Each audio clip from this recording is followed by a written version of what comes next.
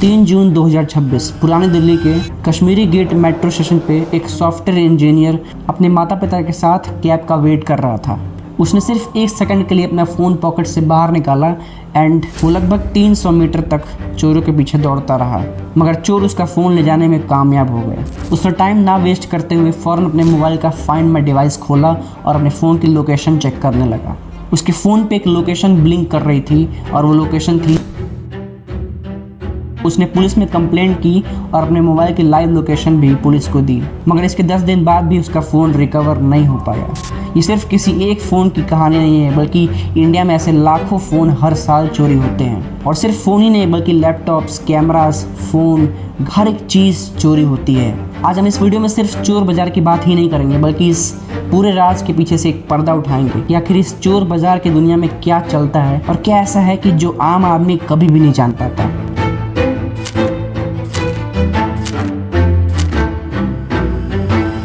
लाखों रुपए के आईफोन से लेकर रोलेक्स जैसी घड़ियां, लैपटॉप्स, कैमरास और कभी कभी तो इस बाजार में चोरी का माल भी बिकता है।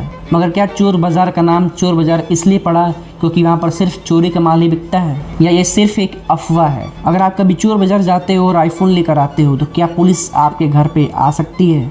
सबसे पहले ये समझते हैं कि चोर बाजार का नाम आखिर चोर बाजार क्यों पड़ा। इसको लेकर कई सारी कहानियाँ सामने आती हैं। पहली कहानी के मुताबिक मुगलों के टाइम पर चोर बाजार को शोर बाजार कहा जाता था, क्योंकि वहाँ पर एक मार्केट लगती थी और उस मार्केट में बहुत ज़्यादा शोर होता था। बट जब अंग्रेज हमारे देश में आए तो शोर बाजार को चोर बाजार कह के प्रोनाउंस करने लगे, और इस तरह से धीरे धीरे करके लोगों में शोर बाजार की जगह चोर बाजार फेमस हो गया, और तब से इन बाज़ारों का नाम शोर बाजार से चोर बाजार हो गया।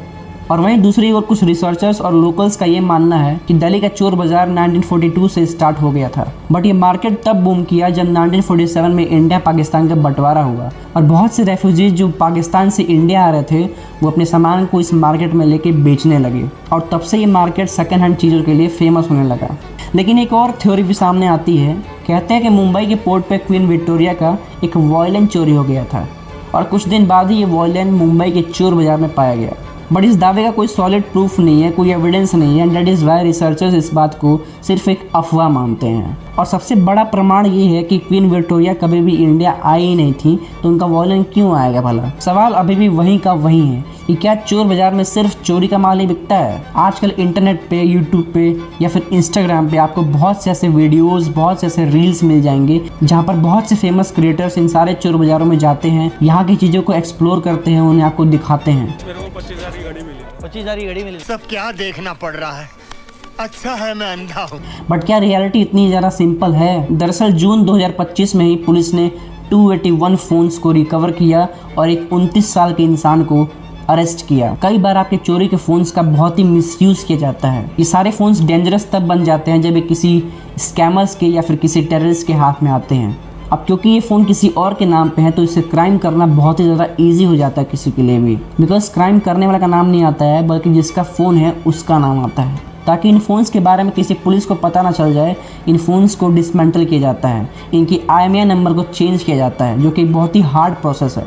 इतना हार्ड होने के बावजूद ये प्रोसेस पॉसिबल है, और अगर आपके फ़ोन का IMEI नंबर चेंज हो गया तो आप कुछ भी नहीं कर सकते हो, बिकॉज ये लास्ट ऑप्शन होता है किसी भी फ़ोन को ट्रैक करने का।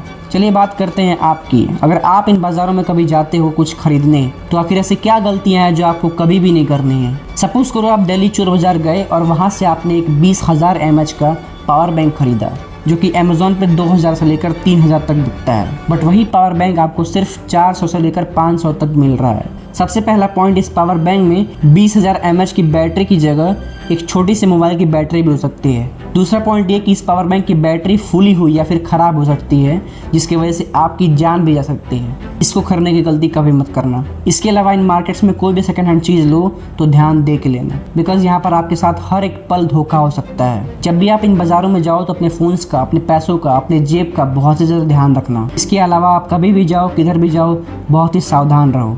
आई होप कि ये वीडियो आपको बहुत ही अच्छी लगी होगी, वैल्यूएबल लगी होगी, इन्फॉर्मेटिव लगी होगी। मिलते हैं किसी और नए इंटरेस्टिंग वीडियो में। टिल द टाइम, जय हिंद, जय भारत।